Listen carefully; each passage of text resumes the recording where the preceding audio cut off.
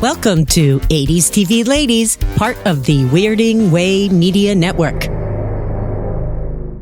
TV ladies, so sexy and so pretty. 80s TV ladies, stepping out into the city. 80s TV ladies, often treated kind of working hard for the money in a man's world. 80s TV ladies. Here are your hosts, Sharon Johnson and Susan Lambert Haddam.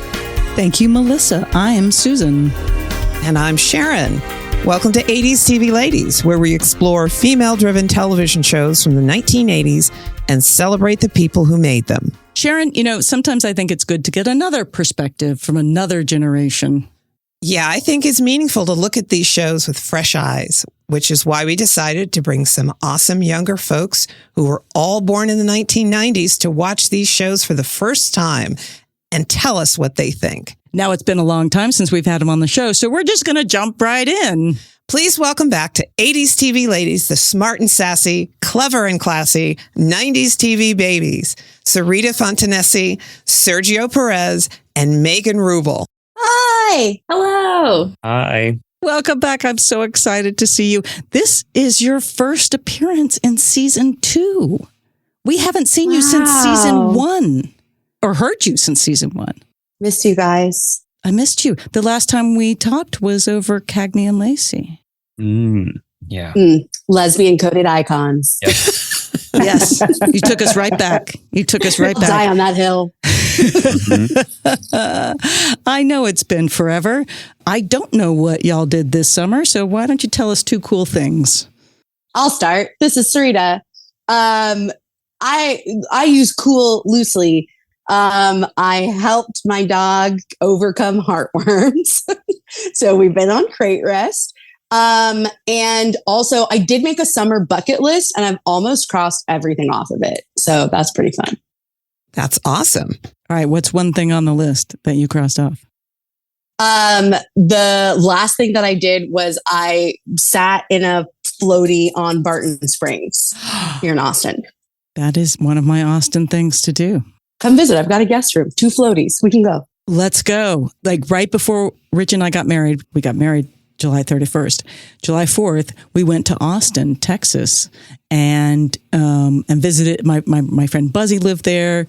We saw the bats. We saw everything. And I was like, we're going to go float down a river. And yes. And Rich was like, great. And then the day before, he had never done anything like that. And he got all nervous and weird and like, I'm not going to go. I'm not going to go. I'm not going to go. I will say the moments before it happened, I panicked and Michael, my husband, and 2 of our friends had to help me float across. like they coached me through it. So Rich, I get it. Yeah. Yeah. And then he went, and then at the end, he was like, this is the greatest idea I had. Yeah, I said the same. I was like, wow, this was such a good idea. That's awesome. Okay, Megan.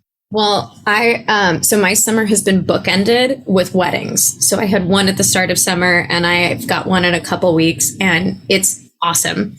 I love weddings, especially ones that I'm in, because then you just get to go to an awesome party, celebrate your friends, and they tell you what to wear. It's incredible. So I've had 2, had one awesome summer wedding, and we'll have another one soon. Very exciting. This is kind of lame, but I had a summer goal to not get sunburn, despite being outdoors and hiking and all of that stuff. And I have so far accomplished that. I got a little singed on the top of my shoulders one time, but we are taking care of our skin over here. That is excellent. That's important. Wear sunscreen. Sounds like a great summer. Yeah, it's been awesome. That is cool. Sergio, I know a little bit, but tell our listeners. A little bit. I'll tell everybody something they don't know. Let's see. This summer I did 3 different play readings for 3 different queer Filipino playwrights in Los Angeles. They all know each other. Yeah, the ecosystem is very tiny, but I'm glad to finally be a part of it. I've been trying to break into that for a second now. My second cool thing is that this summer I went to RuPaul's Drag Con and got to yell at some protesters because there were protesters right outside, telling everybody as they were walking in that we were all going to hell. And I'm like, no, I'm going to Drag Con. And I got to meet a bunch of queens from Drag Race Philippines who I've been meaning to like see in person for like so long. And they're just so iconic. And I was really excited about that.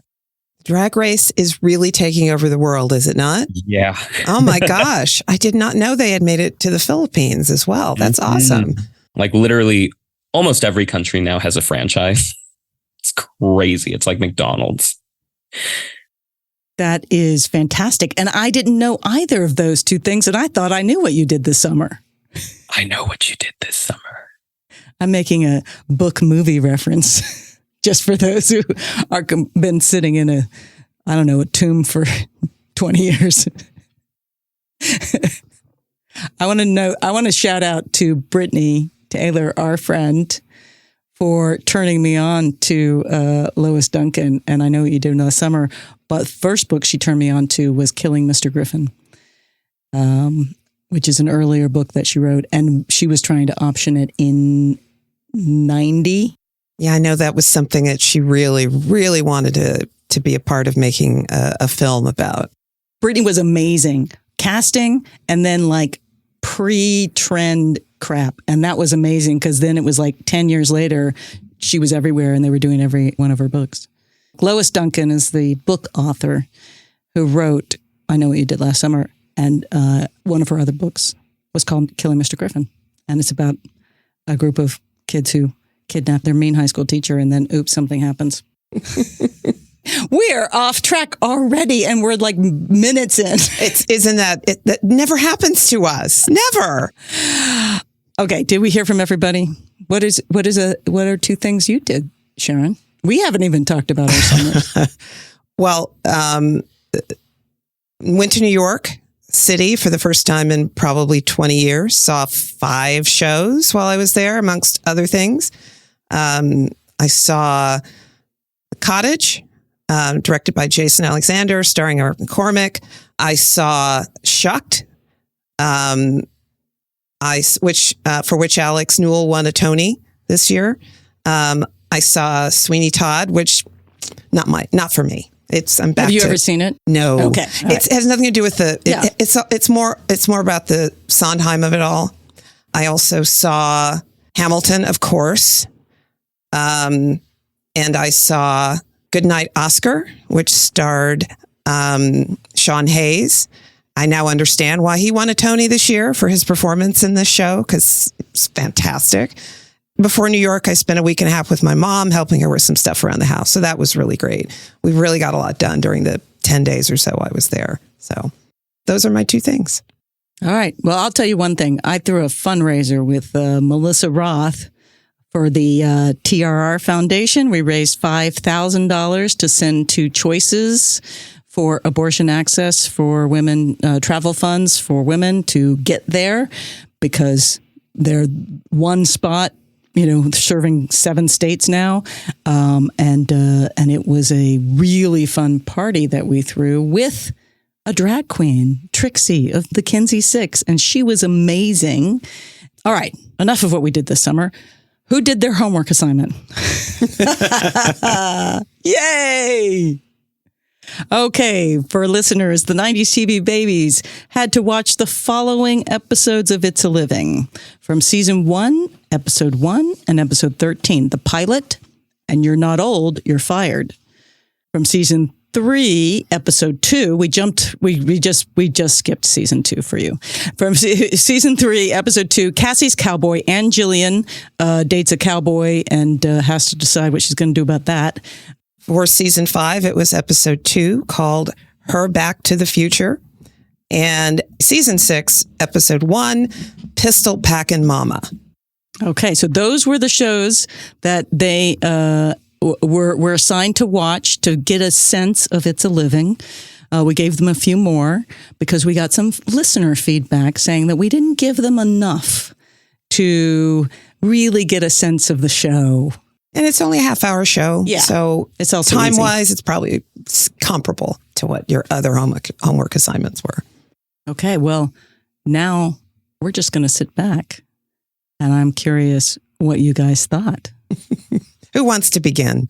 Well, I love a sitcom. I love a workplace sitcom. This is a workplace sitcom. I love just the heightened characters and the shenanigans that they get into. And specifically for It's a Living, it was not what I was expecting.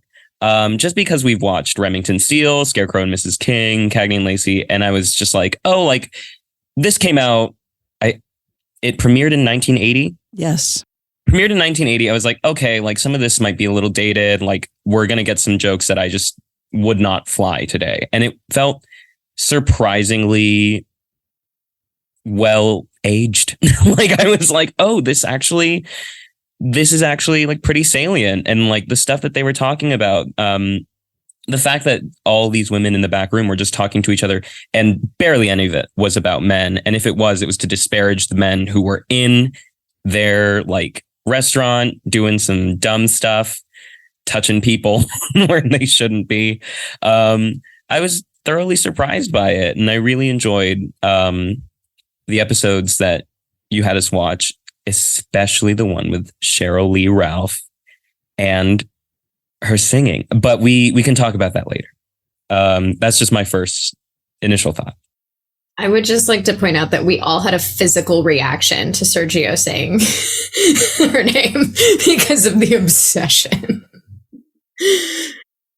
Dee Mitchell, she will always be Dee Mitchell to me from Moesha. I audibly like screamed when I saw her come on screen. Oh, so you didn't know she was going to be on the show until... No, not until she appeared. Wow. Okay.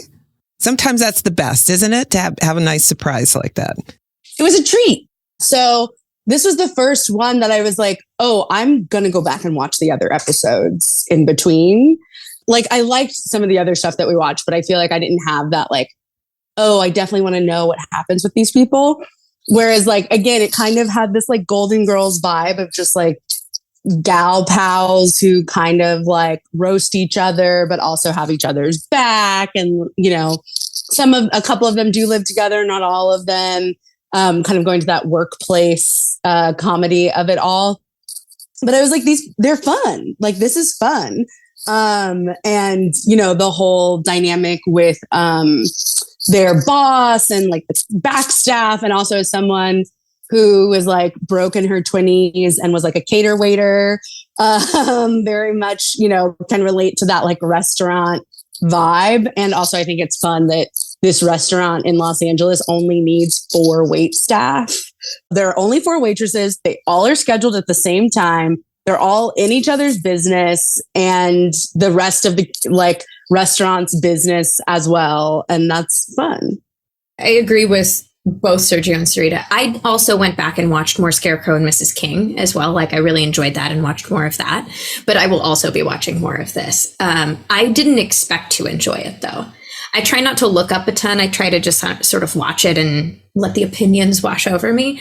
But just looking the intro and like just kind of looking at the poster, I was like, all right, okay, here we go. I loved it. I did not expect in a sitcom such nuanced conversations to be happening. And I really appreciated that because sitcoms necessarily have to have exaggerated stereotypes usually just for the form to work. But the fact that they could break those at times to have just women sitting and talking, I thought was really great. I really appreciated that. That's awesome. Once again, you guys have surprised me. Sharon, did you think we'd have this reaction? I did not. I'm at the point now where I have no expectations about the reaction of our 90s TV babies to any of these shows. But nevertheless, I am surprised that there is this universal, let's call it love for this show. That's great. That's fantastic. Okay. All right. Now I have so many questions. Okay. So the first 2 seasons were on back to back. Then it went off the air for 3 years. And the last final seasons were actually syndicated. And so there's an actual break of years between season 2, which you didn't see, and season 3. Which casts did you like, and which cast members did you find the most exciting to you? Okay, so I've been working with Susan, so I know like a good amount of stuff about this. Unlike Megan, you like just went in without searching. I have been like deep in It's a Living stuff for a second now. And watching the first episode, I was like, okay, I love Susan Sullivan, who played Lois, I believe. And I loved Wendy Shaw, who played Vicky. And I just thought like the dynamic between those two, like one of them's more mature, one of them's like further along in her womanhood than Vicky is. Like the conversations that they would have were very pointed. And I believe like that cast, just because it was a pilot, maybe that's like what they were going for, like really, really worked.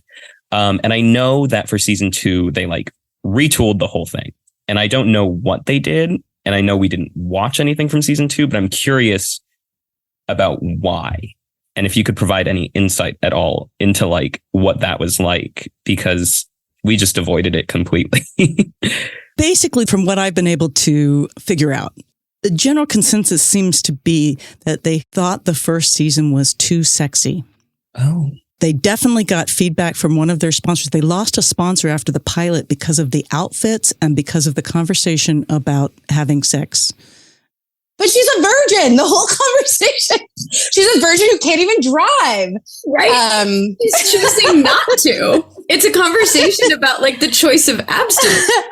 Right. Like, sorry. The outburst of a clueless reference. But yeah, that's so fascinating to me that it was too sexy when the whole plot centered around her choosing not to have sex and being okay if that means she loses a relationship. Like that's like, you know, there's a lot of power in that. Absolutely. Of her making choices for herself and her body and what her like line in the sand is. But there's no sex, quite literally. But the women are advising her to have sex. And a sponsor was very upset by that. And this was a time when sponsors would literally pull out of a show. So definitely the costume change, from what I understand from Jane Espenson, was because they thought those outfits in the pilot were too sexy. The off the shoulder, the slinky dresses. And they were a little like, are they nightclub singers or are they waitresses? Well, there was the comment in the first episode where Ann Jillian comes in like her like slinky dress. And one of the other girls is like, you walk to work in your like outfit. Like, isn't that a little scandalous? And it's like, oh, so it's okay to wear it in the restaurant waiting on these tables, but not to walk from your car to the restaurant. And very interesting. And then the outfits they end up in are very sort of like matronly a little bit. Like they're black and white, and they have the puffy sleeves. There was an overcorrection, absolutely, and especially like as someone who very much pays attention to the wardrobe and the costumes and like what's the story that's being told here. The change in the wardrobe also felt like the show trying to be taken more seriously, which personally I thought made the jokes even funnier because it's like, this is all so absurd and everyone's trying to be such grown-ups. But like there was like a visual, other than obviously the cast changing, but like a visual aesthetic change in the show. And I mean, this makes sense now. Also, I'm curious, do you know which sponsor it was that pulled out? I'd have to go look it up. I don't know it off the top of my head, but I'm just fascinated. Yeah. And it's in one of my notes from my early research. So what happened with season 2 is that Susan Sullivan is gone. And again, she ends up on Falcon Crest the next year and stayed on Falcon Crest and was amazing. But they knew there were too many characters in season 1. There's too many women in that room to navigate. And I felt that in the pilot. Rich didn't. He was like, it's fine. But the reason I didn't give you season 2 is it's a little bit off tone from the rest of the show. Susan Sullivan is gone, and they bring in Louise Lasser. And I don't know if you guys know Louise Lasser because she was big in the 70s. She was Mary Hartman. It was meant to be kind of an absurdist version of a soap opera. Louise Lasser, she's very funny. It's amazing to watch her work. And Megan, I mean, like you guys would all enjoy watching her. She's just in a different show. And it's hard to figure out. So I felt like it was too much to throw that at you. There wasn't an episode from that season that I was like, oh, but this is cool this way. She did some early Woody Allen. She's very New York. She's very, like, just a unique comedian. She's amazing. She's just not a sitcom actress. And especially not in this one.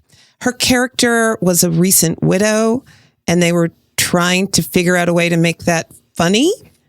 And it can't, I'm not saying it can't be done, but they weren't successful, in my opinion, in making it funny, at least, especially not for her character.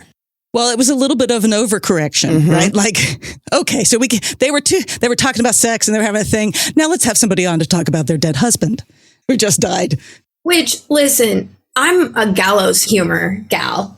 I think there's really great ways to do it. But everything you're describing about this actress, just what you said, is not a sitcom. And now I feel like I should have given you a Louise last year. Well, it's okay. We can do it on our extra credit on our own time. Yeah, that one's for Patreon. There you go. Let's cover the obvious 90s TV babies. Is it feminist? Is it progressive? I think it's feminist. I think you have women sitting, talking to each other, having nuanced conversations. I think there's an element to it that gets difficult, again, because it's a sitcom, and like part of the structure of a sitcom is that you have people operating out of their biggest weaknesses, and also you have like stereotypes that have to be played into to a certain extent. But I think even with that happening, like I said earlier, like I think it's really neat to watch them talk and interact, and it brings up some women's issues that I was like, cool. That's a really neat thing to talk about in the pilot, them sitting down to talk about sex, and everyone in a sex positive way having a different opinion is really cool. Them just having different political opinions, as we kind of see in the gun episode. That's really exciting. Having a woman be like really excited about a guy and then finding out that he's a pushy, not nice person, and standing up for herself is a really incredible storyline. But then at the same time, and I probably shouldn't be the person who's commenting on that, and I acknowledge this, but like you have finally like a Black female character on the show, and her stereotype seems to be that she's Black, and that's it. And it's a little like, oh. And then there's other things like that on the feminism spectrum too, where it's sort of like we didn't watch a ton of episodes, but in our defense, we are all professionals within the entertainment industry. And I am certain that all three of us are very used to glancing at a script and needing to pick up tone and themes very, very quickly. And so when you see in almost every episode there being a like sexual harassment thing that is addressed in from a range of like, this is not okay, to like, isn't this funny? Those were the moments where I was like, oh, this feels like a man wrote about a woman's issue without consulting a woman. And there's a couple moments like that where I was like, yeah, I get it. We live it. We get it. Can we talk about something else, or can we talk about it in a more nuanced way? I don't need someone's butt getting pinched every episode for you to remind me that like this is a show about women. Okay, I am like cackling because the butt pinching specifically. So much. It was just like, oh, wow. Again, I have worked in like the restaurant industry before, as I'm sure we all in adjacent whatever, especially living in LA. Like, I'm deeply aware of the sexual harassment present in service industry jobs / in the workplace in general.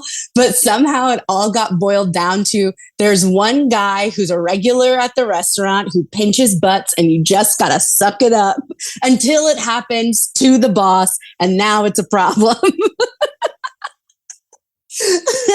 And it was like, she just won't understand until she gets her butt pinched. You know, actually, that to me, that is very typical of workplaces in general. Unless and until it affects somebody higher up the food chain, something is not going to be addressed, whether it's butt pinching or something else. But that's usually what it takes to get somebody to take action on something. I think that is fair. It was just like the fact that it's only a butt pinch, and like each one of them has like this very big and like their like archetype specific reaction to it, right? Like one's ready to fight. One is like, I don't know, customer's always right. It's not that big of a deal. Like, you know, the people pleaser, like everyone had like a which that's where the formula of a show comes in. So like, similar to Megan, I definitely think that it was like feminist. I mean, obviously it was making men so upset they were willing to take their money away and advertisers were pulling out. If that's not feminism, I don't know what is. But, and also, which, you know, I think I say this for every episode, right? Like, where are the Black people? Like, I know we get Sheryl in later seasons, but she is one person. And yeah, her character, kind of the most interesting thing about her is she is a Black woman in this space. Right? Like, like, I'm here for the girls, the gays, the theys. Like, you know, like if we were to do this show now, which this is also, I think, one of the few shows that I feel like could very easily, of the stuff that we've watched, very easily get remade today. And in some ways it has in like other types of working gal shows, whatever. But like, you know, there's a very classic formula. Like even I said Golden Girls earlier, and I think what I really wanted was designing women of like a group of women together in a workplace. There's giggles. There's some real stuff that goes down from time to time. Right. Like I live in Texas. I'm originally from Texas, deeply aware of the gun conversation. And when we moved here, my husband was like, so we should get a gun, right? And I was like, absolutely not. Okay, Mr. California. Right. But like, so like there were absolutely pieces that are still super palpable today. And even like the cowboy episode, like he's like an oil guy from Texas. I was like, I definitely know that man. Like that is an archetype that I'm deeply aware of. And honest, like I was very curious to see where that episode was going to go. Like and maybe this is like the trauma of modern TV. I was like, oh no, she's going to end up in like an abusive relationship and we're going to have like a black eye scene that we're all going to have to deal with and like process and like, and it's going to be like, you know, the after school special. And honestly, I'm glad that that's not where it went, because that, while is important storytelling, is exhausting storytelling. And, you know, the fact that the story stopped with like, he was really pushy and she was like, you know, enough is enough. And then we get jokes about, but the mink coats, like, you know, was very fun. And again, like, that's where I'm like, oh, I feel like this is a show that would translate into modern time pretty easily. And do we have, I mean, like, I'm thinking of modern workplace comedies. I mean, obviously The Office, obviously Parks and Rec, but what's the one, is there, I mean, The Bear, I guess, is a workplace, not comedy. Sure. I was like, comedy? I like that. Yes. Workplace, not comedy. Exactly. I don't think, though, that I can't think of any recent ones that are all women, though. I definitely cannot think of one that's all women. No. In fact, most of them I can think of, women are not even what I would call like the primary characters. Well, yeah. Abbott Elementary. An argument for Always Sunny in Philadelphia being a workplace. Oh, which it Abbott Elementary is a workplace, but it's still not, it's not all women. No, but it has women driving it in a lot. Yes. And Cheryl's back. Sheryl Lee Ralph. So that's the key to a good women-driven story. Sheryl Lee Ralph. Yeah. I'll buy that. The official 90s TV baby statement about this. I wanted to jump in really, this is kind of backtracking a little bit, but I did want to say too, I also started the pilot and was like, whoa, too many characters. And then got like 5 minutes in and was like, nah, this works. I really like this. I like the diversity of it. I feel like everyone is getting a moment. I feel like I could watch a character-centric episode of any of these characters and be interested about what they have to say. and was actually kind of disappointed when we jumped ahead, not only because I liked some of these characters and they were now missing, but because I was like, oh, I liked how many there were and how many voices we were getting on different topics. Yeah, so I really liked the amount of characters. I also get, though, that like that's a Herculean effort writing wise.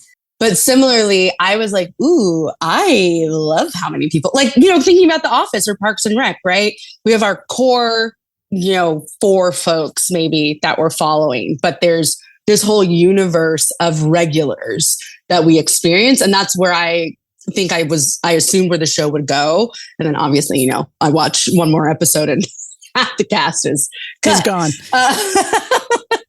But yeah, wow, I agree with Rich. What happened to women supporting women, you know?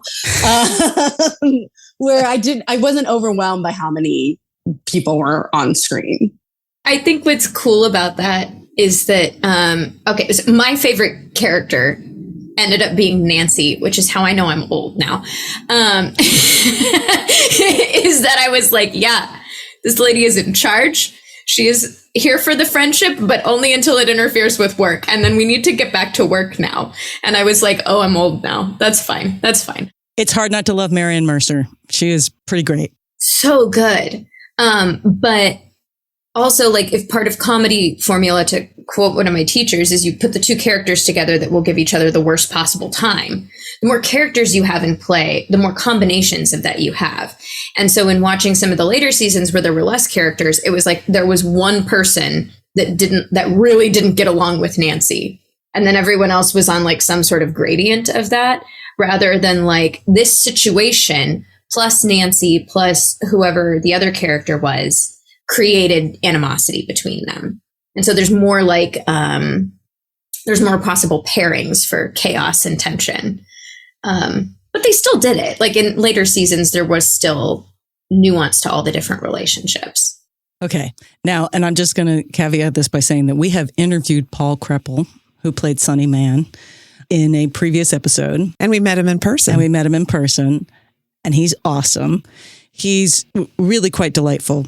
But I'm very curious, since we mentioned butt pitching, let's talk about the character of Sonny Man and what that read to you guys as 90s TV babies.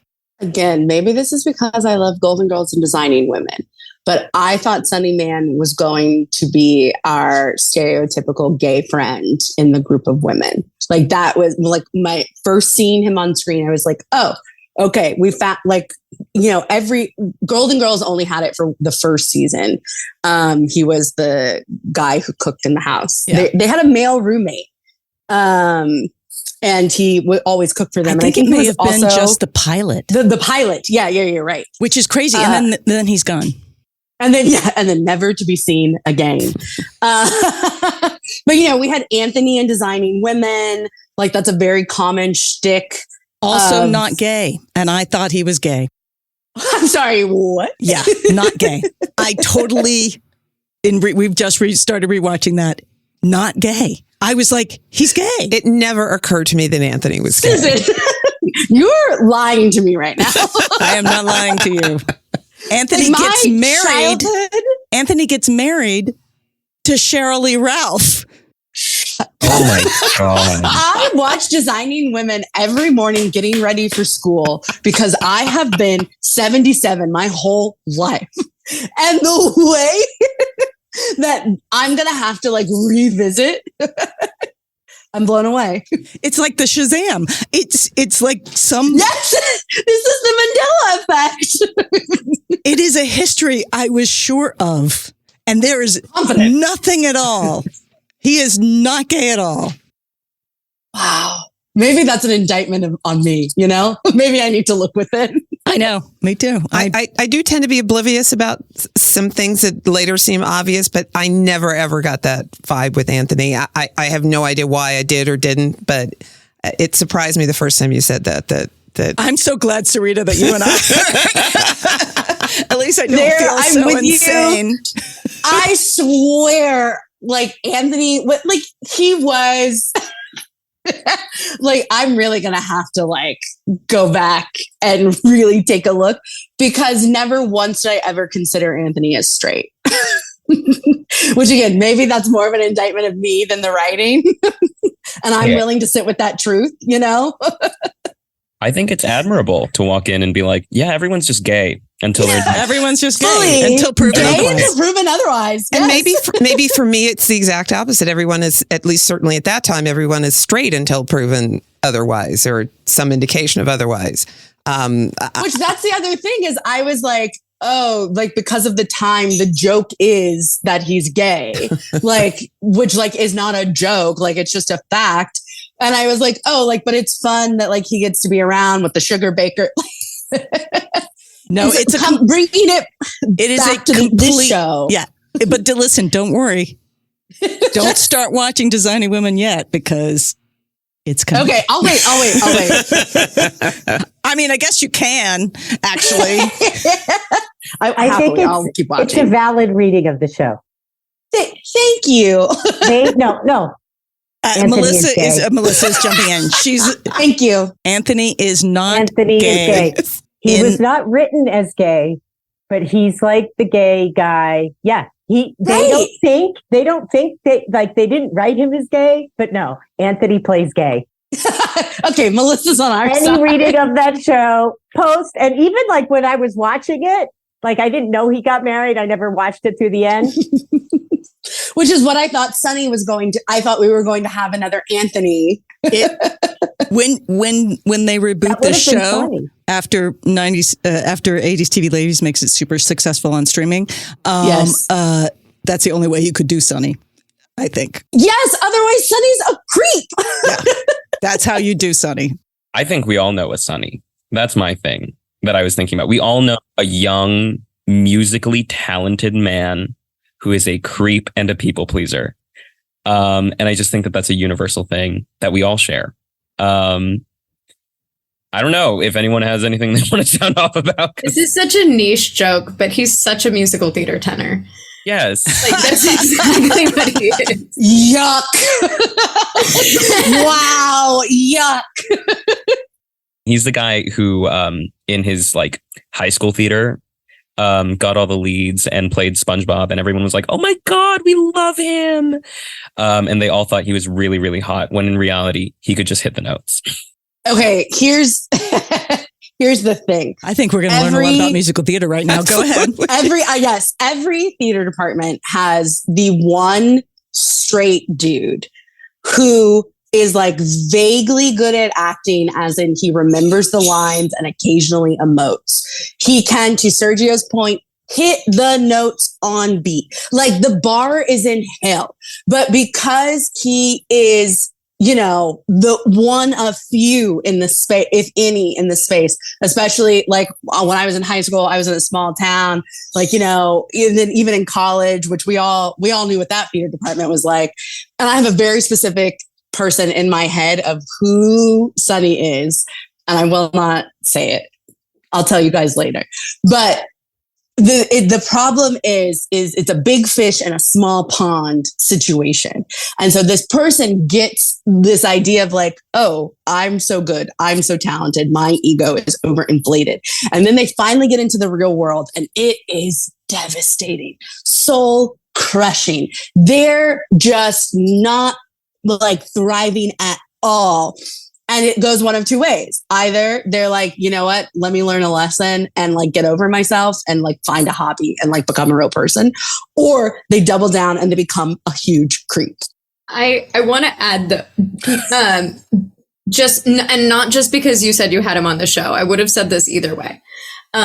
Kudos to him as an actor because that like role and that stereotype, even just his lines, could have become so creepy so quickly to the point where we would have watched it now and been uncomfortable. And instead we're all watching it now going, not that's okay, but I know that guy. And the thing about that guy is that, which I think he captures so well, is that it's not usually coming from this place of intentional maliciousness. It's, I say this with the utmost love, it's coming kind of from a place of stupidity. Like he doesn't get that what he's doing is not okay. He's a Ken.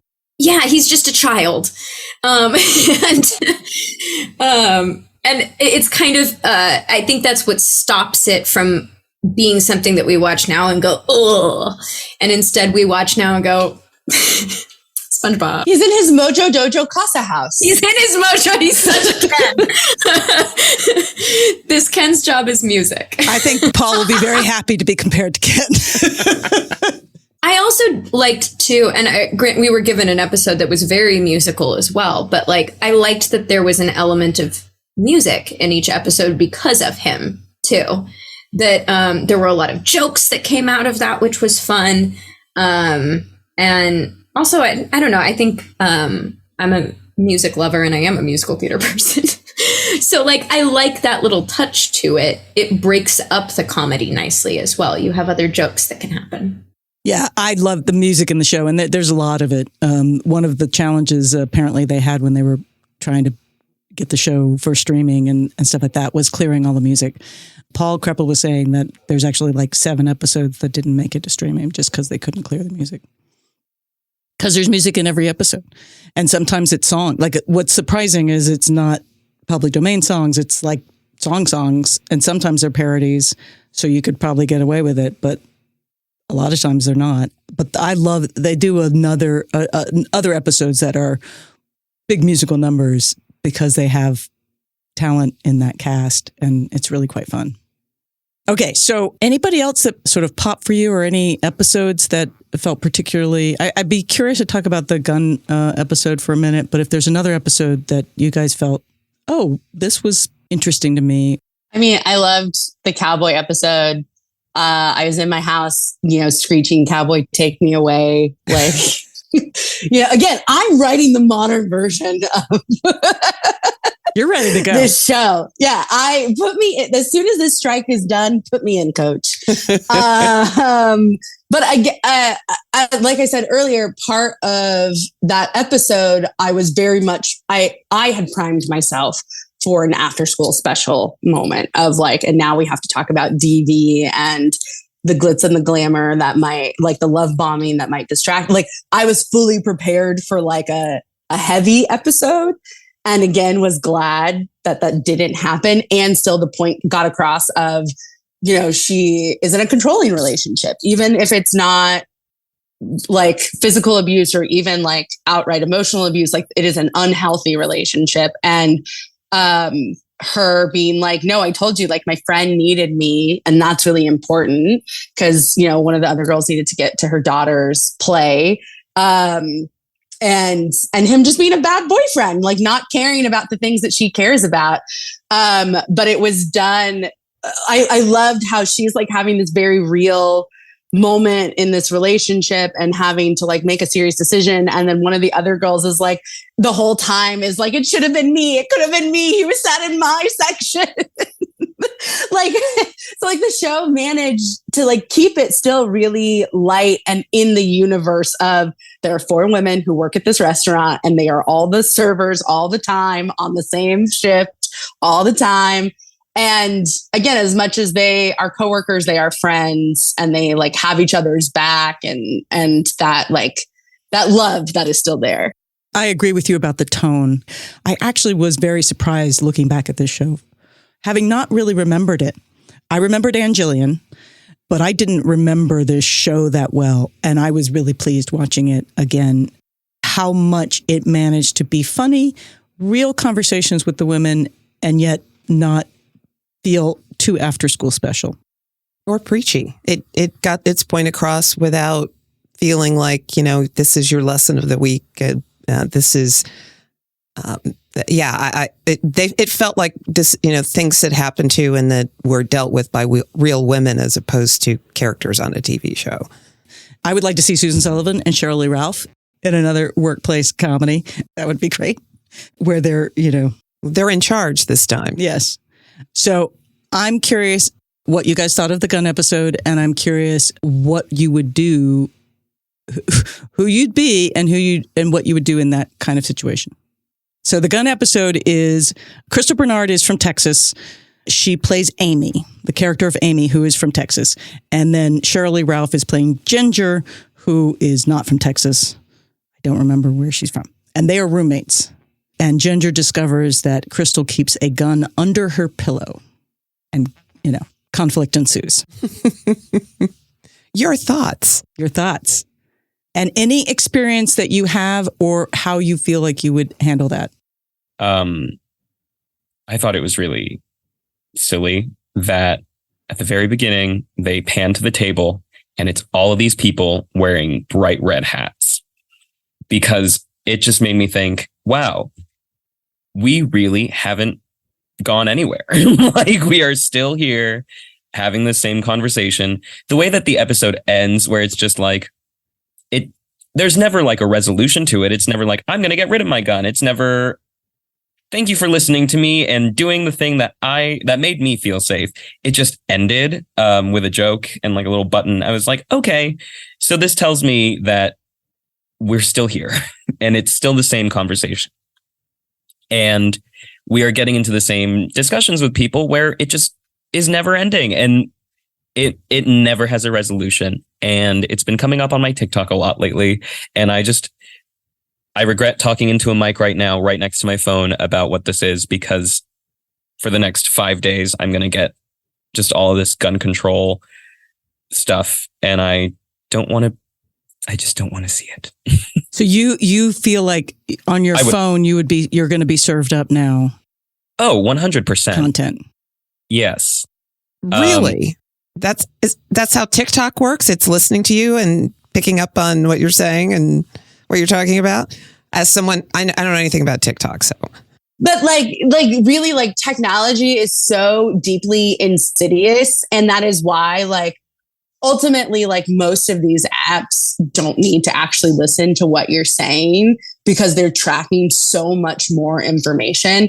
There's another great article about, great article is a strong word, but this teenage girl, she was like 16 or 17. She was pregnant and her pregnancy was outed to her parents via Target, because Target had been tracking her like purchasing habits, and then noticed that she was spending more time in the baby aisle in the store because the cameras are up, right? Like, you don't even have to have your phone on you for someone to be paying attention. And this is why also, not to make it so political, but like, I guarantee you there's nothing in the vaccine that has anything to do with tracking you, because there are so many ways for like entities to already be tracking. They don't need to get involved in like biologics. Like, be serious.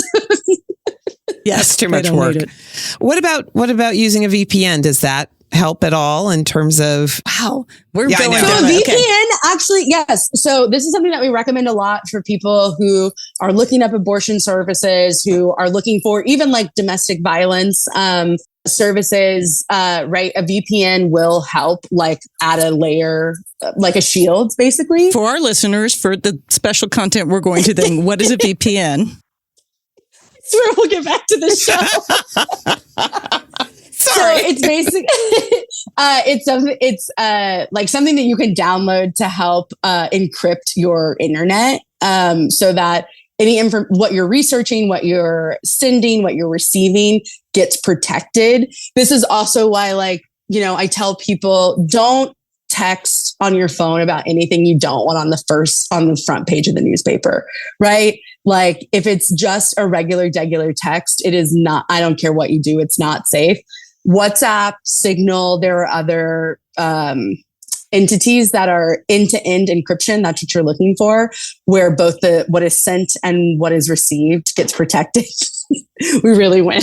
We're really going there. Okay, we're gonna start another podcast. Yeah. We can talk about this. Look, Patreon listeners, if you guys want to know more about technology and how to be safe online, call me, beat me if you want to reach me. Join our Patreon and send us your technology questions, and we will have a segment for Patreon only called Ask Serita. And she will answer your technical questions. And we'll send it on a VPN virtual private network. There you go. Yes, thank you. Yes, I work in reproductive justice in a hostile state. These are the things that occupy my time. That are very important. Okay, well, thank you. Sergio, I hope that you do not get any gun TikToks based on this conversation. But if you do, in TikTok, are you able to block? Does it let you? You're able to. Market is not interested. Yes. That's all I know. I'm doing don't- Okay, that. this is my other last tip, I promise. Anytime I encounter content that I am just really not trying to mess with, like I do this a lot with any like diet ads, I report them as hate speech because it's not going to get taken down, right? It's not actually hate speech, but it does tell the platform, like, I'm really not, like, if you show this to me again, I'm going to leave your app. And they want you to stay. So Interesting. All right. So Did either Sergio or Megan have any thoughts about the gun episode that we haven't touched on yet? I know we went down a side road that took us places took us to Texas. we weren't expecting to go, but was still very, very interesting and informative. I might have the spiciest opinion on that episode, and it's still pretty mild. But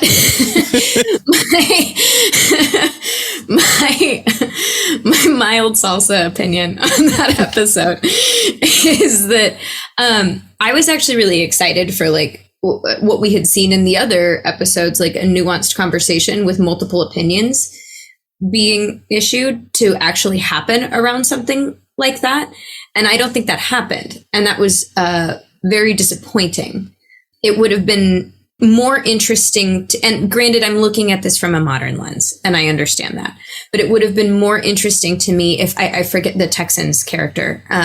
Amy. If she hadn't been the stereotype of the opinion that we expect, if she had, like, it would have been interesting to me if she had been a responsible gun owner, which if you have a loaded gun that is in a stuffed animal. Just also, like, anyways, what is any of this accomplishing, ma'am? The killer wouldn't find it. If it's in the pillow and a stuffed animal. That's a Wendy Williams reference, by the way. I got it and I loved it. Wendy Williams is always talking about the killer. We don't know who it is, but they're out there. That killer. Yeah, fear mongering. Yeah, if you're wondering, statistically, it's your boyfriend. Go ahead. If she had been a responsible gun owner, and then we had been able to like, or if there had been somebody else, or if she wasn't a responsible gun owner, which she wasn't, and there had been somebody else who was, or somebody else who was like, I don't care about this. Why should I care about this? Like any other than just like, this is good, this is bad, would have been more interesting to me, where instead the interesting conversation that was happening in the episode was about wallpaper. I was way more invested in this couple sorting out their wallpaper situation than I was in the gun situation. Although I will say, I do appreciate, even though it was not really a resolution, I do appreciate that she as a friend was willing to be like, okay, I will compromise because I care about you as a friend. Again, it being written off as a joke at the end was kind of concerning. It felt like they started a conversation that they weren't ready to have. It is also not lost on me, though, that it was like the Black woman having to advocate for any type of responsible gun ownership as someone who has been in that position and had to talk about, like, I said earlier, when we moved to Texas, my husband was like, we should get a gun. And I was like, as a Black woman, I'm not comfortable having a gun in my house. Like, it in this economy, are you kidding me? And again, in the modern retelling, because I'm going to manifest this show to today, right? Like, that's a really big conversation for what does it mean for gun ownership of a Black person versus a white person? What does it mean as women to be gun owners? What does it mean? Again, there are like, polls will show you that Texans believe in like responsible gun laws and safe gun storage. And meanwhile, she's just recklessly under her pillow.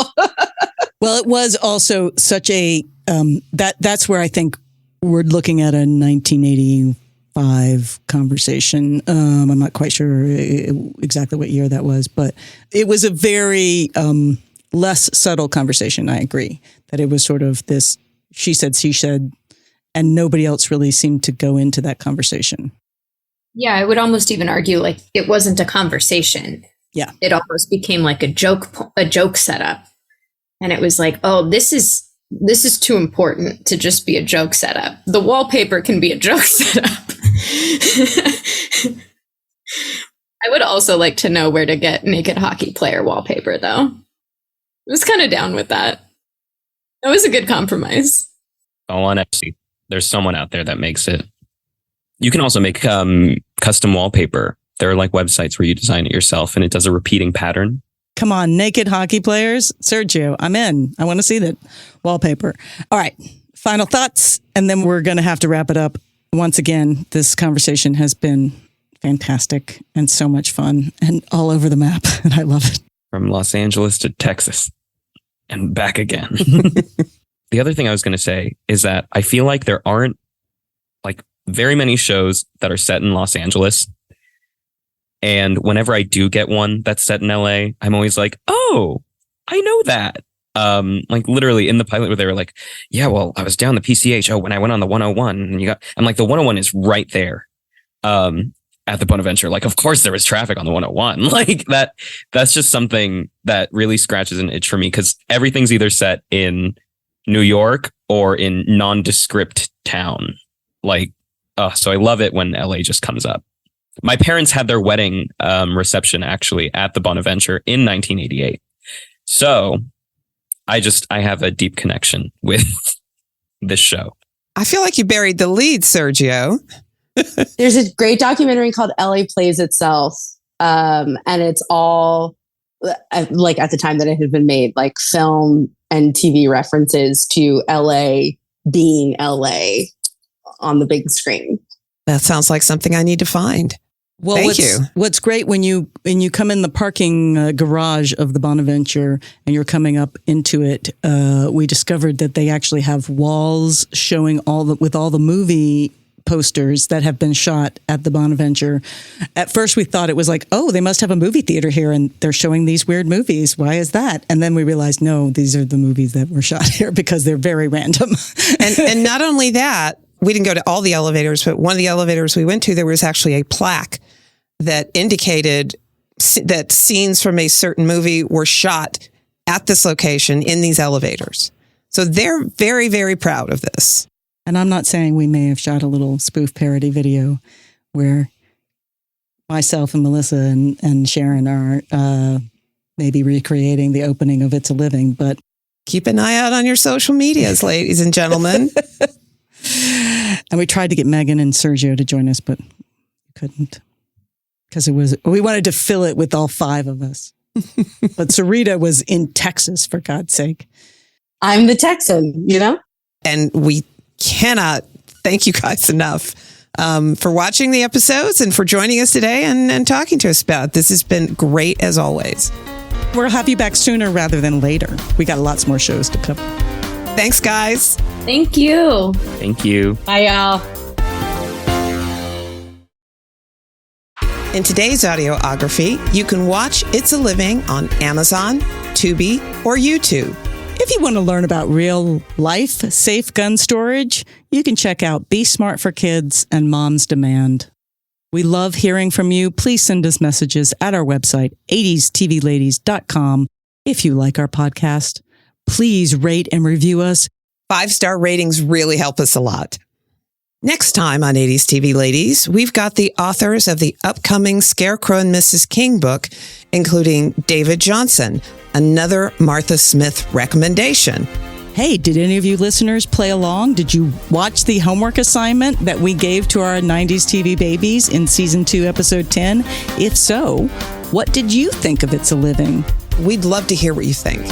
We hope 80s TV Ladies brings you joy and laughter and lots of fabulous new and old shows to watch, all of which will lead us forward toward being amazing ladies of the 21st century. Yay! 80s TV Ladies.